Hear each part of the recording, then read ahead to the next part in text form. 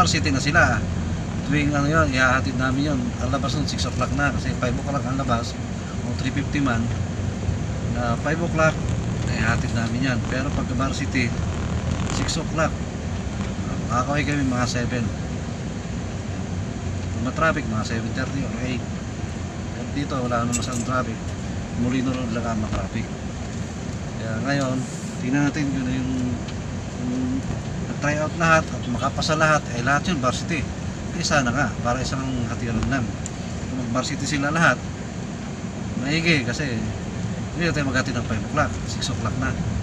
Pero pagka try lang, tas out, ay may 5 o'clock tayo, tas 6 o'clock. Kasi may sure na kasi akong varsity na 6 o'clock talaga ang labas nun. Yung player ng volleyball. Kay Shanaya, kay Miss Shanaya Balignosay, shout out. Siya ang player ng volleyball namin dito sa shuttle. Kaya sigurado na yan na may varsity siya. Nasa isang labas nun. Etong ngayon, lahat pinagbigyan, try out, lahat ng pwedeng player na ita-try out niya. Kung pumasa, varsity sila tuwing nag-size. Pero pagka hindi pumasa, out lang. Try lang muna. Try saka out. Try out.